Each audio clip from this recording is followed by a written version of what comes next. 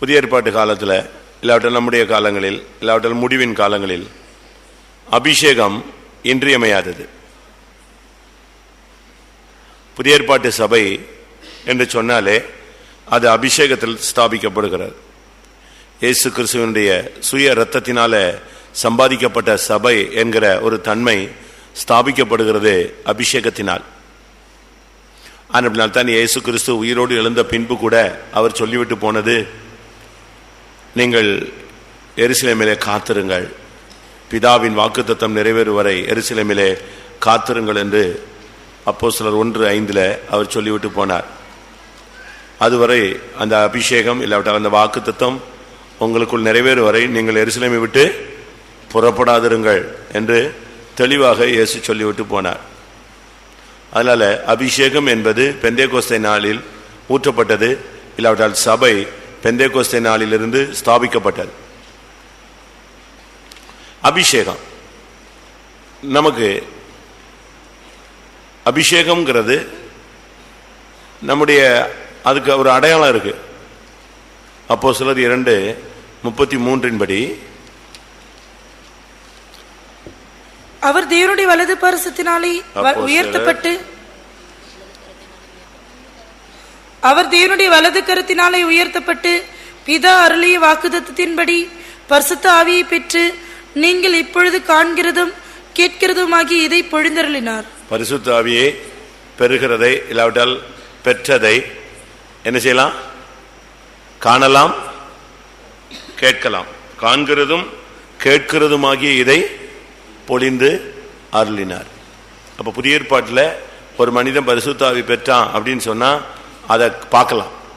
அவன் அபிஷேகம் பெற்றிருக்கிறான் அப்படின்னு நினைச்சலாம், பார்க்கலாம். அடுத்து அவன் அபிஷேகம் பெற்றிருக்கிறான் அப்படிங்கறத யாரோ சொல்லி கேட்கறது இல்லை, அவன் பேசுற அந்நிய பாஷை கேட்டே நம்ம என்ன செய்யலாம்? அதை கேட்கலாம். அப்ப காண்கிறதும் கேட்கிறது. ஒரு மனிதன் பரிசுத்த ஆவி பெறும் பொழுது அவன் ஆவியினால் நிரப்பப்படுவான். கட்டுப்படுத்த முடியாத ஒரு சூப்பர் நேச்சுரல் பவர் இல்லாவிட்டால் உன்னதத்தின் பலன் பரிசுத்த ஆவி, தூய ஆவி அவன் மேலே இறங்கி ஆளுகை செய்யும், அசாத்தியமான காரியங்களை நடப்பிக்கும். சிம்சோன் மேல் ஆவியானவர் இறங்கின பொழுது அவன் பலத்த கிரியைகளை செய்தான். ஒரு கன்னிப்பெண் மேல் பரிசுத்த ஆவி இறங்கின பொழுது அவளுக்குள்ளே ஒரு குழந்தை என்ன செய்தது? உருவாகினது. இயேசு உருவானார். அசாத்தியமான காரியங்களை செய்யறதுக்கு தான் நம்ம மேல பரிசுத்த ஆவியானவர் இறங்குகிறார். இந்த உலகத்துல வாழ்றதுக்கு நமக்கு பரிசுத்த ஆவி தேவையில்லை. ஏனென்றால் உலகத்துல கோடிக்கணக்கான மனிதர்கள் வாழ்கிறார்கள். அவங்க எல்லாம் பரிசுத்த ஆவியில வாழல, அவங்களுக்குள்ள இருக்கிற உயிர் என்கிற ஆவியினாலே என்ன செய்யறாங்க? வாழ்றாங்க. அந்த உயிர் ஆவி போன பின்பு அவங்க மரித்தவர்களாய் மாறுகிறார். ஆனா இந்த உலகத்துல பரிசுத்தமாய் கர்த்தருக்காக வாழணும்னா நமக்கு தேவையானது என்னது? பரிசுத்த ஆவி. ஒரு அந்த சூப்பர் நேச்சுரல் பவர் வர்றதனுடைய நோக்கம் என்னன்னா, ஒரு வித்தியாசமான வாழ்க்கை முறையை நாம் வாழும்படியாக. இல்லாவிட்டால் விகற்பம் என்று அல்ல, மற்றவர்களுக்கும் நமக்கும் ஒரு தெய்வீகத்தில் ஒரு பெரிய வித்தியாசம் இருக்கும். ஒரு சாதாரண மனுஷன் பாவம் செய்ய முடியாம பாவம் செய்யாம இருக்க முடியாது. ஆனா இந்த ஆவி வரும் பொழுது அவனை பாவம் செய்யாதவனா என்ன செய்கிறது? மாற்றுகிறது. ஒரு சாதாரண மனிதனுக்கு எண்ணங்கள்ல அலைபாயும் சிந்தை இருக்கும். ஆனா இந்த ஆவி வரும் பொழுது எண்ணங்களை என்ன செய்கிறது? கட்டுப்படுத்துகிறது. கை கால்களை கட்டுப்படுத்துகிறது, எண்ணங்களை கட்டுப்படுத்துகிறது, உணர்வுகளை கட்டுப்படுத்துகிறது. ஒரு மனிதனுடைய ஆசை இச்சைகளை சிலுவையில அறைய அவனுக்கு அருள் செய்கிறது. எல்லாவற்றுக்கும் மேலாக இயேசுவுக்காக வாழக்கூடிய ஒரு தெய்வீக வாழ்க்கைக்கு அவனை வழி நடத்துகிறது. நம்முடைய நல்ல ஆவி என்னை செம்மையான வழியிலே நடத்துவாராக. இதிலிருந்து என்ன விளங்கிக் கொள்கிறோம்? பரிசுத்த ஆவியை நாம் பெற்றுக்கொள்ள வேண்டியது அவசியம். இந்த பரிசுத்த ஆவி கிடைக்கிற ஒரு சில காரியங்களை ஆவியானவர் ஏவுதல்ல நான் சொல்றேன். அபிஷேக தைலத்தால அபிஷேகம் பழைய ஏற்பாட்டில் கொடுக்கப்பட்டது.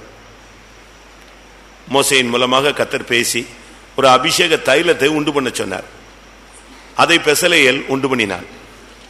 அதை வைத்து கர்த்தர் இந்த மோசேயின் மூலமாக ஆரோனை என்ன செய்தார்? அபிஷேகம் பண்ண வைத்தார். அவன் பிள்ளைகளை அபிஷேகம் பண்ண வைத்தார். பரிசுத்த ஸ்தலத்தின் பனிமூட்டுகளை அபிஷேகம் பண்ண வைத்தார். அங்க உள்ள தூண்களை அபிஷேகம் பண்ண வைத்தார். எல்லாவற்றையும் அபிஷேகம் பண்ணுகிற ஒரு தன்மை அபிஷேக தைலத்தின் மூலமாக. அதற்கு பின்பு ராஜாக்கள், தீர்க்கதரிசிகள், ஆசாரியர்கள் இவர்கள் 3 பேரும் அதற்கு பின்பு அபிஷேக தைலத்தினாலேயே அபிஷேகம் பண்ணப்பட்டார்கள். இன்னைக்கு இந்த கூட்டம் முடியறதுக்குள்ள உன் தலையில கர்த்தர் ஒரு அபிஷேக தைலத்தை ஊற்ற வேண்டும். அபிஷேக தைலம் ஊற்ற வேண்டும். 1 சாமுவேல் 10ஆம் அதிகாரத்தில் நாம் பார்க்கும் பொழுது 1ஆம் வசனத்தில் சவுலை சாமுவேல் அபிஷேகம் பண்ணுகிற ஒரு தன்மை. அப்பொழுது அவன் தைல குப்பியை எடுத்து அவன் தலையின் மேல் அப்பொழுது சாமுவேல் தைல குப்பி எடுத்து அவன் தலையின் மேல் வார்த்து இப்ப திடீர்னு அவனை நிப்பாட்டிட்டு அவன் தலையில அபிஷேக தைலத்தை ஊத்திட்டு உன்னை இஸ்ரவேலுக்கு தலைவனாக கர்த்தர் செய்கிறார், ஏற்படுத்துகிறார். இந்த அபிஷேகம் ஒரு கழுத மேய்ச்சவனை ஒரு செகண்ட்ல எப்படி மாத்திருச்சு? வித்தின் செகண்டா டக்குன்னு அபிஷேகம் ஊத்தின உடனே அவன் அப்படி தடுமாறிட்டான். என்னது அப்படின்னா அவ்வளவுதான், இஸ்ரவேலின் மேல் நீ ராஜா. அவன் லைஃப் உடனே அப்படி ஒரு மாற்றம். அதாவது எண்ணம், நினைவு, உணர்வு, சிந்தை, வாஞ்சை, விருப்பம் எல்லாவற்றையும் ஒரு நொடியில் என்ன செய்யறது? மாத்துகிறது தான் இந்த அபிஷேகத்தினுடைய ஒரு தெய்வீக வல்லமை. சரி, இந்த அபிஷேகம் கிடைக்கணும்னா என்ன செய்யணும்? இன்னைக்கு நமக்கு அநேகருக்கு அபிஷேகம் கிடைக்கல. அபிஷேகத்துக்காக காத்திருக்கிறோம், போராடுறோம், அழுகிறோம், தவிக்கிறோம். ஏன் கிடைக்கலன்னு நமக்குள்ள கேள்விகள், பலவிதமான சந்தேகங்கள். அவங்களுக்கு எப்படி கிடைச்சது? அவங்களா நல்லவங்களா? நம்ம அபிஷேகம் கிடைக்கலையா? அப்ப நம்ம இன்னும் சரியில்லையா? இன்னும் என்னத்தெல்லாம் அறிக்கையிடுறது, எப்படிலாம் காத்திருக்கிறது, என்ன கேட்டா தருவார், என்ன பண்ணா தருவார், ஏன் தரல, எதுக்கு தரக்கூடாது, இந்த வசனம் உண்மையா, அப்ப அது நிறைவேறுமா, அவங்களுக்குலாம் வந்திருக்க ஏன் நமக்குள்ள வரல? இதெல்லாம் நியாயமான கேள்விகளும் காரியங்கள் தான். ஆனா நமக்கு இந்த நாட்கள்ல சத்தியங்களை நாம் சரியான விதத்தில் புரிந்து கொள்ள வேண்டியது அவசியம். அந்த இடத்துல 1 சாமுவேல் 9ஆம் அதிகாரம் 27ஆம் வசனம். அவர்கள் பட்டணத்தின் கடைசி மட்டும் இறங்கி வந்தபோது சாமுவேல் சவுலை பார்த்து, வேலைக்காரனை நமக்கு முன்னே நடந்து போக சொல் என்றான். அப்படியே அவன் நடந்து போனான். இப்பொழுது நான் சவுலும் வேலைக்காரனும் 2 பேரும் போனாங்க. 2 பேரும் போன இடத்துல சவுல நீக்க சொல்றாரு, வேலைக்காரனை முன்னால போ சொல்றாரு. 2 பேரும் சேர்ந்து வரும்போது ஒருத்தனை விட்டு ஒருத்தனை பிரிச்சு அபிஷேகம் கொடுக்கிறார். அது ஒரு பெரிய ரகசியமான ஒரு செயல் அல்ல. அவன் இஸ்ரவேல் மேல் கொஞ்ச நாள்ல யாரா மாற போறான், ராஜாவாய் மாற போறது சத்தியம். அதை ஒளிச்சு செய்ய வேண்டியது இல்லை. இதுல என்ன விளங்கி கொள்றோம்? நீ அவனை நடந்து போக சொல், முன்னே நடந்து போக சொல். அப்படியே அவன் நடந்து போனான்.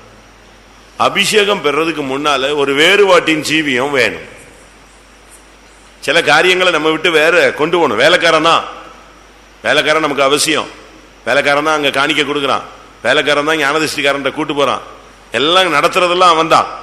ஆனா அந்த இடத்துல வரும்பொழுது சாமுவேல் சொன்னா, வேலைக்காரனை தள்ளு, அவனை தள்ளி போ சொல்லு.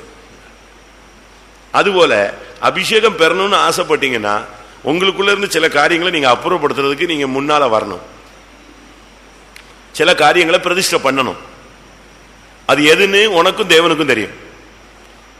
உன்னிடத்துல ஆண்டவர் பேசுவார், உங்களிடத்தில் பேசுவார். சாமுவேல் கரெக்டா சொல்றாரு, நீ போ, அவனை முன்னால போ சொல்ல, நீ நில்லு. அவன் போனா, இவன் நின்னா, இவன் தலையில என்ன ஊத்தியாச்சு? அபிஷேக தைலத்தை. நீ சற்றே தரித்து நில் என்றான். உடனே அபிஷேகம் கொடுத்துட்டான். அபிஷேகம் தலையில ஊத்தியாச்சு. நமக்கும் தேவனுக்கும் நடுவுல இருக்கிற சில வேலைக்காரர்கள் இருப்பாங்க. தேவனுக்கு பிரியமில்லாத காரியம் இருக்கும், அவசியம் இல்லாத காரியம் இருக்கும், பரிசுத்தத்துக்கு அந்நியமான காரியங்கள் இருக்கும், கர்த்தருக்கு பிரியமில்லாத ஏதாவது நமக்குள்ள இருக்கும். இந்த வேலைக்காரனை கொடுத்து நீங்க பைபிள்ல படிச்சீங்கன்னா 100க்கு அதிபதி சொல்றான், என்னுடைய பிரியமான வேலைக்காரன், ரொம்ப க்ளோஸ். அவனுக்காக இந்த 100க்கு அதிபதி உயிரை கூட கொடுத்துறதுக்கு ரெடியா இருக்கான். வேலைக்கு போல, எங்கேயும் போல. அவன் அங்கேயே நின்றுட்டு இஸ்ரவேலின் மூப்பரெல்லாம் கூப்பிடுறான், வாங்க வாங்க, யூதருடைய மூப்பரெல்லாம் வாங்க, நீங்க போய் எப்படியாவது சொல்லி போதகரை கூட்டு வந்து என்னுடைய வேலைக்காரன் நினைச்சு குணமாக்குங்க. அவன் விடல, அவனால முடியல. அவனே போறான் திருப்பி, இல்ல எனக்கு எப்படியாவது என் வேலைக்காரன் என்ன செய்யணும், குணமாக்கணும். இது எதை காண்பிக்கிறதுனா, ரொம்ப க்ளோஸ் ஃப்ரெண்ட்ஷிப் இல்லாவிட்டா க்ளோஸ் ரிலேஷன்ஷிப். நமக்கும் சில பாவத்தையும் விட முடியாது, அது பிறப்புலயே நம்மோட ஒட்டிட்டு வந்த மாதிரி இருக்கும். இத நீ சில காரியங்களை சென்சார் பண்ணணும். உலகத்துல சொல்லுவாங்க, தாயும் பிள்ளையும் நல்லா இருக்கணும்னா என்ன செய்யணும்? தொப்புள் கொடியை என்ன செய்யணும்? அறுக்கணும். தொப்புள் கொடியை அறுக்காம ஏன் பிள்ளைன்னு தாய் வச்சுக்கிட்டா என்ன ஆகும்? கொஞ்ச நேரத்தில் பிள்ளை சாகும், இல்லாட்டா தாய் என்ன செய்யணும்? சாகணும். பைபிள்ல இருக்கு வசனம், தொப்புள் கொடி அறுக்கப்பட்ட நாளில் அப்படின்னு இருக்கு எரேமியால. அப்ப இதுல இருந்து என்ன விளங்கி கொள்றேன்னா, சில காரியத்தை இன்னைக்கு பரிசுத்தாவியானவர் உன்மேல் வந்து இறங்க முடியாத அளவு உனக்கும் தேவனுக்கும் நடுவுல இருக்கிற அந்த காரியத்தை நீ இன்னைக்கு பலிபீடத்தில் என்ன செய்யணும்? வைக்கணும். இல்லைன்னா இந்த அபிஷேகம் கிடைக்கிறது கஷ்டம். இதுக்கு இன்னொரு உதாரணமும் சொல்றேன். 2 ராஜாக்கள் 9ஆம் அதிகாரத்தில் எலிசா தன்னுடைய வேலைக்காரனை கூப்பிட்டு, தைல குப்பியை தூக்கிட்டு கிளம்பு, சேனாபதிகள்லாம் உட்கார்ந்து இருப்பாங்க, நீ அங்க போ, அங்க சேனாபதிகள் மத்தியில யெகூன்னு ஒரு மனுஷன் இருப்பான், அவனை கூப்பிட்டு ஒரு தனி அறையில கொண்டு வா, அங்க வச்சு அவனை என்ன செய்? அபிஷேகம் பண்ணு. வாசிங்க 9:2. 2 ராஜாக்கள் 9:2. சேர்ந்த போது நிம்சியின் மகனான யோசபாத்தின் குமாரன் யெகூ எங்கே இருக்கிறான் என்று பார்த்து அங்கே உட்பிரவேசித்து அவனை தன் சகோதரரின் நடுவிலிருந்து எழுந்திருக்க பண்ணி அவனை உள்ளான ஒரு அறையிலே அடைத்துக் கொண்டு போய் தைல குப்பி எடுத்து அவன் தலையின் மேல் வார்த்து, உன்னை இஸ்ரவேலின் மேல் ராஜாவாக அபிஷேகம் பண்ணினேன். அவன் சகோதரர் நடுவில் இருக்கிறான். இன்னொரு பகுதியில் பாத்தீங்கன்னா சேனாபதிகளின் மத்தியில் இருக்கிறான். இன்னொரு பகுதியில் யுத்த வீரர்கள் மத்தியில் இருக்கான். பிள்ளைங்க, பிள்ளைங்க எல்லாம் கவனம், சிரிக்க கூடாது, திரும்பாத, உன்னே தான் சொல்றேன். வார்த்தைகளை ரொம்ப நீங்க அப்படி கேட்ச் பண்ணிட்டே இருக்கணும். இங்கே அபிஷேக தைலத்தோடு ஒரு மனுஷன் வர்றான். அவனை அனுப்பும் போதே அந்த தீர்க்கதரிசி சொல்றான், நீ போ, அவன் சகோதரர் நடுவில் இருப்பான், சேனாபதிகள் நடுவில் இருப்பான், அவனை எழுப்பு, அவனை எழுந்திருக்க பண்ணி உள்ளான ஒரு அறையில கொண்டு போ, அங்க வச்சு அவனை என்ன செய்ய? அபிஷேகம் பண்ணுங்க. ஏன் எல்லாரும் முன்னாலே அபிஷேகம் பண்ண என்ன தப்பா? அந்த அபிஷேகம் பவர் இல்லாம போயிடுமா? இவன் அதே மாதிரி போனான். அங்க எல்லாம் சேனாபதிகள்லாம் உட்காந்து பேசிட்டு இருந்தாங்க. அவன் சொன்னா, சேனாபதியை உமக்கு சொல்ல வேண்டிய ஒரு வார்த்தை உண்டுன்னா. யாருக்கு? உமக்குத்தான். உடனே அவன் எழுந்து அறை வீட்டிற்குள் பிரவேசித்தான். 6ஆம் வசனத்துல அங்கேயே அவன் தலையில அபிஷேக தைலத்தை ஊத்தி, உன்னை இஸ்ரவேலின் மேல் கர்த்தர் ராஜாவாய் மாற்றுகிறான்னு சொல்லிட்டு போயிட்டான். எப்படி இருக்கும்? ஒரு சில நிமிடங்களில கர்த்தர் ஒரு பெரிய வேலையை செஞ்சிட்டார். அவன் ஒரு யுத்த வீரனா இருந்தான், சேனாபதியா இருந்தான். ஆனா இந்த அபிஷேகம் கிடைச்ச அடுத்த நிமிஷத்துல யாரா மாறிட்டான்? ராஜாவா மாறி. இந்த இடத்துலையும் அவனை வேறு பிரிச்சுட்டு தான் அபிஷேகம் ஊத்துறான். இதுல இருந்து என்ன விளங்கி கொள்ளுகிறோம்? அபிஷேகம் பெற வேண்டுமானால் சில காரியங்களை பலிபீடத்துல வைக்கணும், பிரதிஷ்டை பண்ணித்தான் ஆகணும். அது அம்மாவா இருக்கலாம், அப்பாவா இருக்கலாம், அண்ணனா இருக்கலாம், தம்பியா இருக்கலாம், மச்சானா இருக்கலாம், ஃப்ரெண்ட்ஸா இருக்கலாம், பணமா இருக்கலாம், வீடா இருக்கலாம், வேலையா இருக்கலாம். எதுவா உனக்கும் தேவனுக்கும் நடுவுல தடையாய், அபிஷேகத்துக்கு தடையா இருக்கிற எதையோ ஒன்றை கர்த்தர் உனக்கு சொல்லும் பொழுது அதை கரெக்டா நீ வச்சுட்டேன்னா அந்த அபிஷேகம் இறங்கும். ஒன்று இது வேறுபட்டு வந்தால் அபிஷேகம், தனியே வா, உனக்கு என்ன கிடைக்கும்? அபிஷேகம் கிடைக்கும். இது ஒன்று. ரெண்டாவது, அதுலயே இன்னொன்னு இருக்கு. அபிஷேக தைலத்தை கொண்டு வந்து ஊத்தினாங்க. ஆனந்தத்தை அபிஷேகம் பற்றிட்டு சும்மா போறது இல்லை. அபிஷேகம் பெற்றா உனக்கு ஒரு ஆனந்தம் இருக்கணும். உலகம் கொடுக்கவும் எடுக்கவும் முடியாத ஒரு சந்தோஷம். அதனாலதான் உம்முடைய தோழரை பார்க்கிலும் உம்மை ஆனந்த தைலத்தினால் அபிஷேகம் பண்ணினார். எபிரேயர் 1 வாசிக்கலாம்.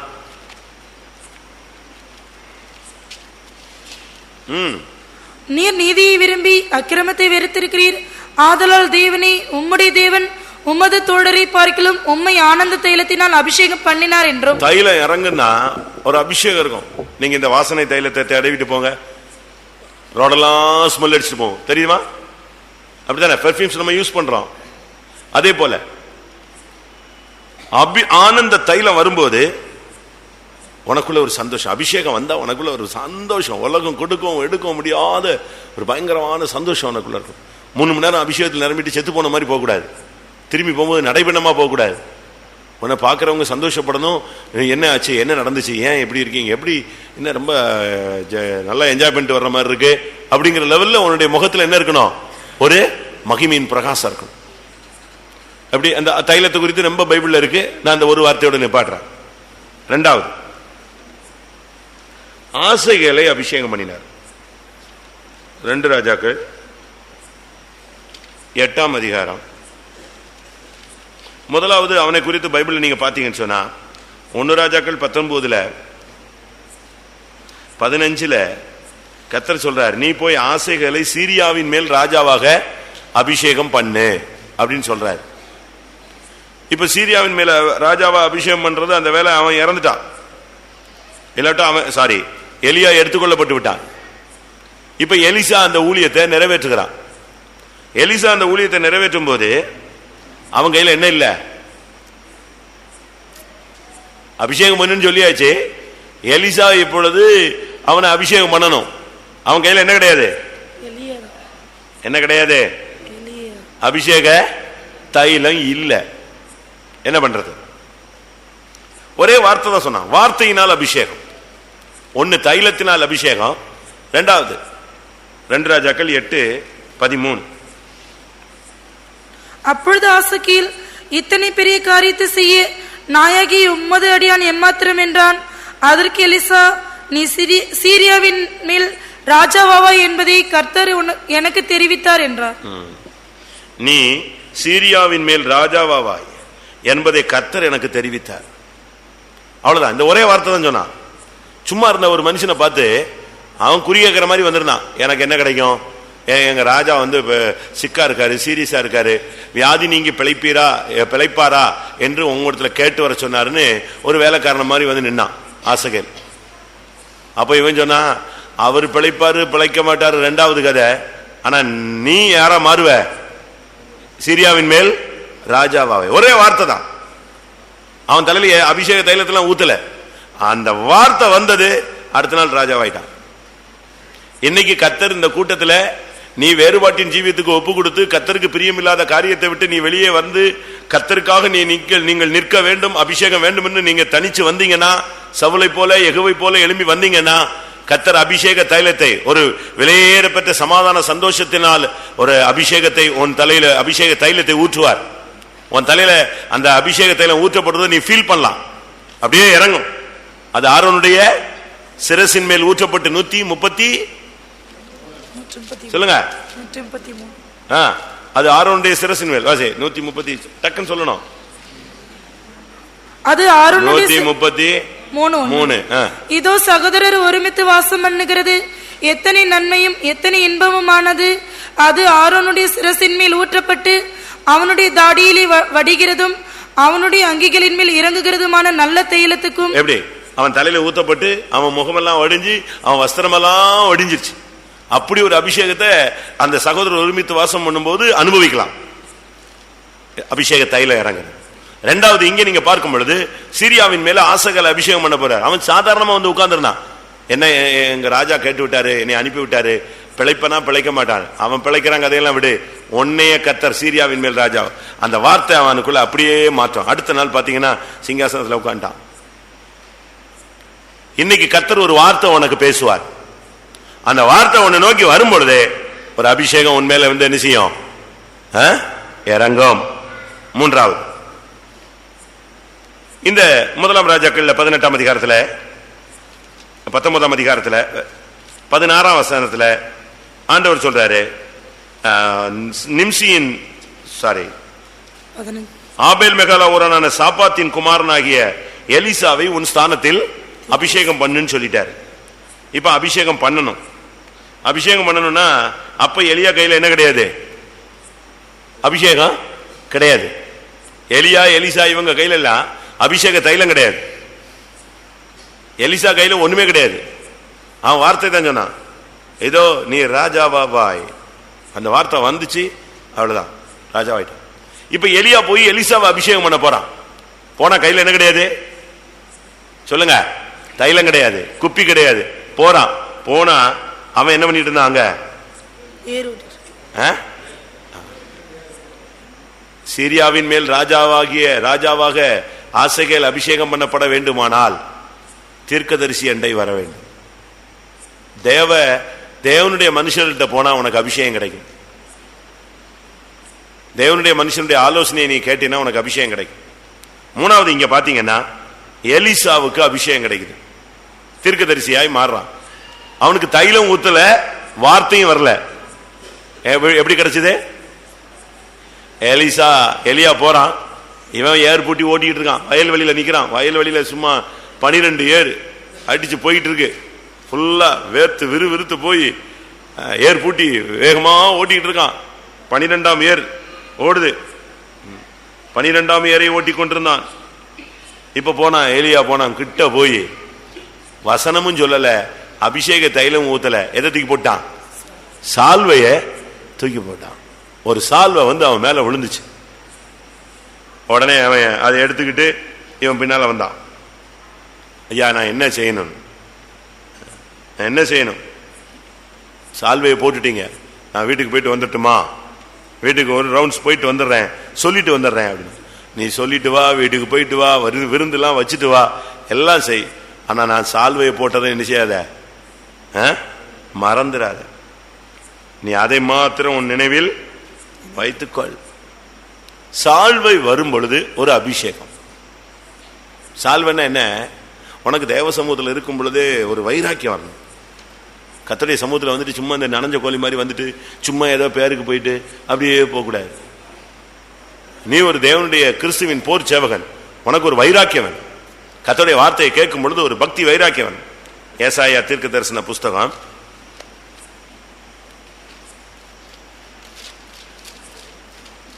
59:17.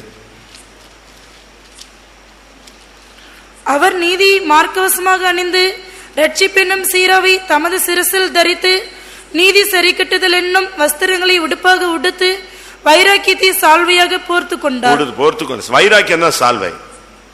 இந்த சால்வை வந்து உன் மேல விழுந்த உடனே ஒரு சரியான ஒரு வைராக்கியமான ஒரு அபிஷேகரன், ஒரு சரியான அபிஷேகரன். அப்படியே அவன் வீடு வாசல் மனை தன்னுடைய தாய் தகப்பன் வயல் நிலம் எல்லாத்தையும் அப்படி தூக்கி விட்டு அப்படியே போயிட்டான் பரப்பிட்டு. இயேசுவுக்கு பின்னால போகக்கூடிய ஒரு வைராக்கியம், இதான் அபிஷேகம். ஒரு வைராக்கியம் உனக்குள்ள உண்டாகும், அதோட ஒரு அபிஷேகம் இறங்கிடும். ஜீல் குத்துன மாதிரி சப்புன்னு இருக்கும். முத்திரையாக பெற்ற பரிசுத்த ஆவி, சரியான ஒரு வல்லமை இறங்கிடும். இங்க வந்து அவன் வேற ஒண்ணும் பண்ணல, நீ தீர்க்கதரிசி என் மகனே, நீ தீர்க்கதரிசின்னு சொல்லல. உடனே ஒரு தைலத்தை ஊத்தி நீ தீர்க்கதரிசின்னு சொல்லல. எதை போட்டான்? இன்னைக்கு இந்த கூட்டத்தில் அபிஷேக தைலம் ஊற்றப்படலாம், இல்லாவிட்டால் உன்னையும் என்னையும் நோக்கி ஒரு வார்த்தை வரலாம், இல்லாவிட்டால் ஒரு சால்வை வரலாம். அந்த சால்வை தான் எலியா எடுத்துக்கொள்ளப்படும் பொழுது எலிசாவுக்கு கிடைச்ச ஒரு பெரிய சொத்து. நான் எடுத்துக்கொள்ளப்படும் போது நீ பார்த்தால் உனக்கு கிடைக்கும்னா இவன் பார்த்துக்கிட்டே இருக்கான். அவன் போயிட்டான். இப்ப எது வந்துச்சு?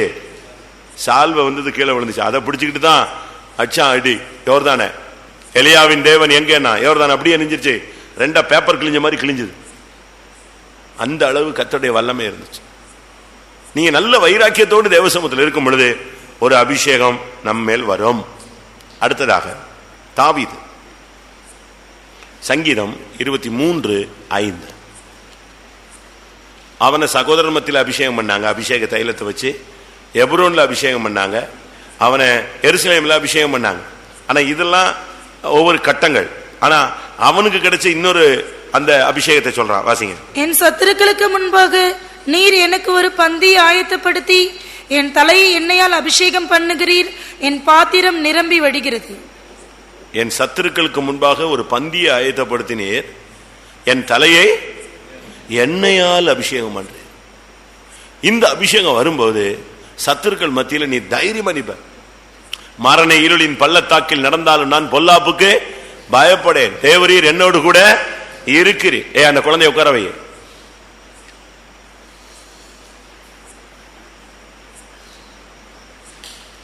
23ஆம் சங்கீதத்தில் தெளிவா சொல்லி இருக்கு, ஒரு தேவனுடைய பிள்ளை சத்துருக்கள் மத்தியில் ஒரு அபிஷேகம். இந்த அபிஷேகம் வரும் பொழுது நீ வந்து எதையும் பத்தி பயப்பட மாட்ட. ஊரே உலகமே எதிரே வந்தாலும் நீ என்ன செய்ய வேண்டியதில்லை, கலங்க வேண்டியதில்லை. முழு உலகமும் உனக்கு விரோதமா எழும்பி நடந்து உருண்டு வெந்திச்சு கொந்தளிச்சாலும் சரி, கொந்தளிப்பை அவர் என்ன செய்வாரு?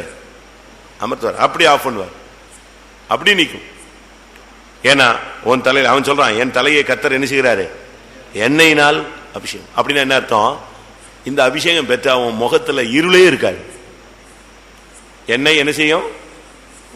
எண்ணெய் எண்ணெய் முகக்கிளையை உண்டு பண்ணும். உனக்குள்ள இருள் இருக்காது. அகத்தின் அழகு எங்க தெரியும்? முகத்துல தெரியும். ஒரு ரட்சிப்பின் சந்தோஷம், அபிஷேகத்தின் சந்தோஷம், வேறுபாட்டின் ஜீவியத்தின் சந்தோஷம், வசனத்தின்படி உள்ள ஜீவியத்தின் சந்தோஷம். உலகத்தில் உள்ள பாரம் கவலை ஒண்ணுமே இருக்காது. முகத்துல ஒரு பிரைட்டா இருக்கும். மோசே தேவ சமூகத்தை விட்டு வெளியே வரும்போது எப்படி வந்தானா? அவனுடைய முகம் பிரகாசித்தது. இது தாவீதுக்கு அடிக்கடி கிடைத்த ஒரு அபிஷேகம். அது இன்னொரு இடத்துல சொல்றான், புது எண்ணெயினால் என்ன செய்கிறீர், எண்ணெய் அபிஷேகம் பண்றது. அப்படின்னா என்ன அர்த்தம்? ஒரே அபிஷேகம் கிடையாது. ஒவ்வொரு கூட்டத்திலையும் புதுசு புதுசா அபிஷேகம் இறங்கிக்கிட்டே இருக்கும். புதுசு புதுசா பாஷைகள் பேசிக்கிட்டே இருப்போம், புது புது பாஷைகள். பரிசுத்த ஆவியின் புதிதாகுதல். ஒரு நவமான பாஷைகளை பேசுவார்கள். நவமான பாஷை என்ன? அந்த ஒரே பாஷை இல்ல. நவம்னு என்னது? புதிது, புதிய பாஷைகளை பேசுறது. பரிசுத்த ஆவியில புதிய புதிய பாஷை வரும். கர்த்தருடைய வல்லமை உனக்குள்ள வரும். உன் முகம் பிரகாசிக்கும். கடைசியாக அப்போஸ்தலர் 10:38 நம்முடைய இயேசு எப்படி அபிஷேகம் பண்ணப்பட்டார்? நசரேயனாகிய இயேசுவை தேவன் பரிசுத்த ஆவியினாலும் வல்லமையினாலும் அபிஷேகம் பண்ணினார். தேவன் அவருடனே இருந்தபடியினாலே அவர் நன்மை இயேசுவை பரிசுத்த ஆவியினால் வல்லமையினால் அபிஷேகம் பண்ணார். பரிசுத்த ஆவி அப்படியே டைரக்டா இறங்கிச்சு அவர் மேல, புறாவின் ரூபத்துல. அடுத்து வல்லமை இறங்கிச்சு. இங்க பிரச்சனை என்ன தெரியுமா? நம்முடைய விசுவாசிகள்ல கொஞ்சம் பேர் அந்நிய பாஷையை பேச மாட்டேங்கிறாங்க, ஆனா பரிசுத்த ஆவி பெற்றம்பாங்க. அது பரிசுத்த ஆவி இல்ல. என்னது அது? பவர். ஒரு சக்தி உன் மேல வருது, அவ்வளவுதான். நீ கொஞ்சம் ஒரு மாதிரி அசைஞ்ச மாதிரி இருக்கும், ஒரு வித்தியாசமான ஒரு உணர்வை நீ ஃபீல் பண்ணுவ, அவ்வளவுதான். ஆனா அது போதாது. பரிசுத்த ஆவியினாலும் வல்லமையினாலும் என்ன செய்யணும்? நிரப்பப்படணும். அது வரும்போதுதான் நீ நன்மை செய்கிறவனாய் மாறுவாய், பிசாசுகளை துரத்துவாய், அற்புதங்களை செய்வாய். உனக்கு நன்மை செய்ய முடியல. இப்போ பவுல் சொல்றார் ரோமர் 7ஆம் அதிகாரத்தில் கடைசியில, நன்மை செய்ய விருப்பம் தான் இருக்கு, ஆனா நன்மை செய்வது என்னிடத்தில் இல்லை. ஏன்? பரிசுத்த ஆவி வரல, வல்லமை வரல. சரியான ஒரு பரிசுத்த ஆவிக்கு நீங்க இடம் கொடுத்து பாருங்க. பரிசுத்த ஆவியின் வல்லமை, பரிசுத்த ஆவியினாலும் வல்லமையினாலும் பிதாவாகிய தேவன் குமாரனை அபிஷேகம் பண்ணினார். அப்பொழுது அவர் நன்மை செய்கிறவராய் சுற்றி திரிந்தார். பிசாசின் கட்டினால் கட்டப்பட்டவர்களை விடுதலை ஆக்கினார். எல்லாரும் ஜெபம் பண்ணுமா? இந்த அபிஷேகம் எப்படிப்பட்ட அபிஷேகம் தெரியுமா? தாவீதினுடைய அபிஷேகம் சத்துருக்கள் முன்பாக சரியான அபிஷேகம். ஒரு எண்ணெய் அபிஷேகத்துல போவான், எந்த சத்துருவும் அவனை தொட முடியாது. எந்த சத்துருவும் இது வரைக்கும் தாவீதினுடைய லைஃப்ல யுத்தத்துல தோத்தான்னு என்ன கிடையாது, ஹிஸ்டரி கிடையாது. முட்டி மோதி வின் பண்ணிடுவான், விடாச்சு செத்து போற மாதிரி வருவான், யாரோ வெட்டிடுவான்மா, ஆனா இவன் வின் பண்ணிட்டு போயிடுவான். இந்த அபிஷேகம், இயேசுவினுடைய அபிஷேகம் சியோனின் வல்லமை. சங்கீதம் 2 நீங்க பாத்தீங்கன்னா, இதோ என்னுடைய ராஜாவை நான் சியோனின் பரிசுத்த பர்வதமாகிய சியோனில் அபிஷேகம் பண்ணி வைத்தேன். இது சியோனின் அபிஷேகம். இது பூமியே அசைஞ்சாலும் அது அசையாது, உலகமே அசைஞ்சாலும் கண்டங்களெல்லாம் அசைந்தாலும் அசையாது. 2:6 நான் என்னுடைய பரிசுத்த பர்வதமாகிய சீயோன் மீதில் என்னுடைய ராஜாவை அபிஷேகம் பண்ணி வைத்தேன் என்றார். இந்த அபிஷேகம் வல்லமை வரும் பொழுது பாவம் செய்த மனுஷன் பரிசுத்தவனாய் மாறிடுவான். இந்த அபிஷேகம் வரும் பொழுது பிசாசின் பிடியில் அகப்பட்டவன் பிசாசை துரத்துவான். அதான் நடக்கும். அப்படியே எதுலெல்லாம் தோல்வியோ அதுலெல்லாம் வின். அப்படி ஒரு அபிஷேகம் வேணுமா? எல்லாரும் கண்களை மூடுவோம். பிள்ளைகள் எல்லாம் கொஞ்சம் ஒதுக்கி வச்சுக்கோங்க. கொஞ்ச நேரம் முழங்கால் போடுங்க. உங்களுக்கு இதுல எந்த அபிஷேகம் வேணும்னு பாருங்க. நீ எகுவா இருந்தால் நீ எழுந்து அறை வீட்டுக்குள் வா. நீ சவுலா இருந்தால் வேலைக்காரனை விட்டு வெளியே வா. ஒரு வேறுபாட்டின் ஜீவியத்துக்கு வந்தால் கர்த்தர் இன்னைக்கு உனக்கு ஆனந்த தைலத்தினால் உள்ள அபிஷேகத்தை தருவார்.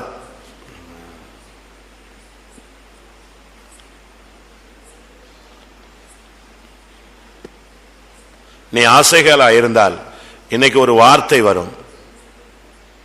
அந்த வார்த்தை உன்னை டச் பண்ணும் போது அதோடு ஒரு அபிஷேகம் உன் தலையின் மேல் இறங்கும்.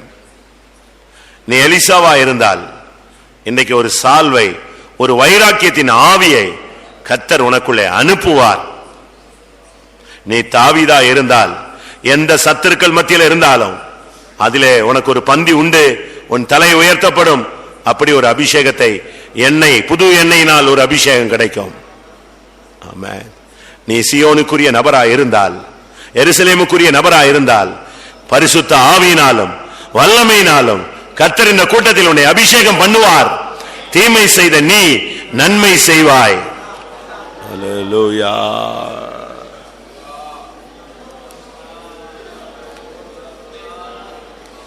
கொஞ்ச நேரம் தான் நம்ம டைம். ஆமென். அதை சரியா பயன்படுத்திக்கணும். பரிசுத்த ஆவியினால் வல்லமையினால் அபிஷேகம் பண்ணப்பட விரும்புகிறீர்களா? புது எண்ணெயினால் அபிஷேகம் பண்ணப்பட விரும்புகிறீர்களா? சால்வையினால் அபிஷேகம் பண்ணப்பட விரும்புகிறீர்களா? வார்த்தையினால் அபிஷேகம் பண்ணப்பட விரும்புகிறீர்களா? அபிஷேக தைலத்தினால் அபிஷேகம் பண்ணப்பட விரும்புகிறீர்களா?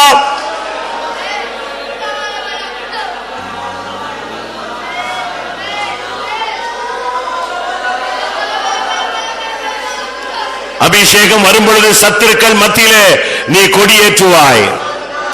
அபிஷேகம் வரும்பொழுது நீ நன்மை செய்கிறவனாய் மாறுவாய். அபிஷேகம் வரும்பொழுது நீ வைராக்கியம் உள்ளவனாய் மாறுவாய். அபிஷேகம் வரும்பொழுது நீ ராஜாவாய் மாறுவாய். அபிஷேகம் வரும்பொழுது நீ வேறு மனிதனாய் மாறுவாய்.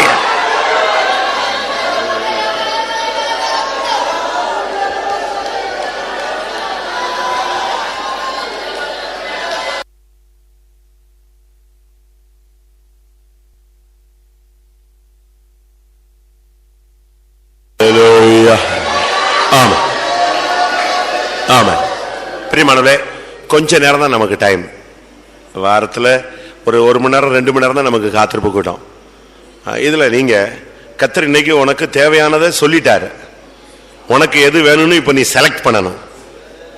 நன்மை செய்யணும்னு ஆசைப்பட்டீங்கன்னா பரிசுத்த ஆவியினாலும் வல்லமையினாலும் நிரப்பப்பட காத்துரு, கேளு.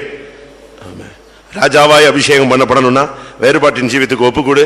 கர்த்தர் உன்னை அபிஷேகித்து உன் இருதயம், உன்னுடைய தன்மை எல்லாத்தையும் வேறே தன்மைக்குள்ள கொண்டு வந்து விடுவார். வைராக்கியமா நிக்கணும்னா கேளு, கர்த்தர் ஒரு சால்வையை உன் மேல போடுவார். சத்துருக்கள் மத்தியில நான் நிக்கணும் ஆண்டவரேன்னு சொல்லு, உனக்கு ஒரு எண்ணெயினால் ஒரு அபிஷேகம் கிடைக்கும்.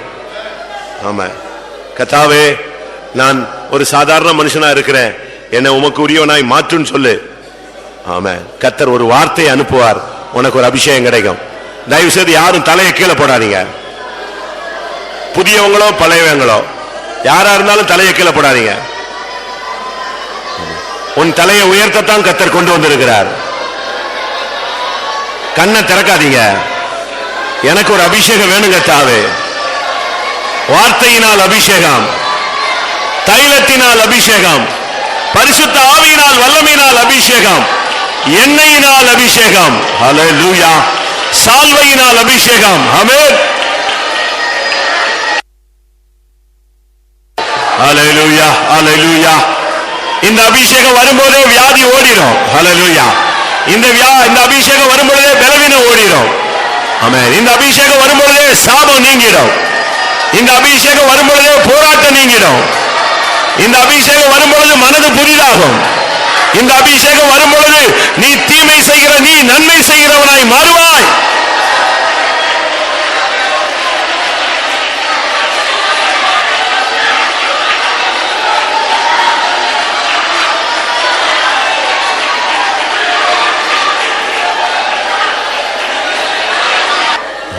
ஒன்று நீ வேறுபட்டு வரும் பொழுது, ஒன்று நீ தீர்க்க தரிசனத்தில் வரும் பொழுது, ஒன்று நீ வயல்வெளியில இருக்கும் பொழுது, ஒன்று நீ தேவனுடைய கரத்திலே சீயோனுக்காக உன்னை ஒப்பு கொடுக்கும் பொழுது, மற்றொன்று சத்துருக்களின் மத்தியில.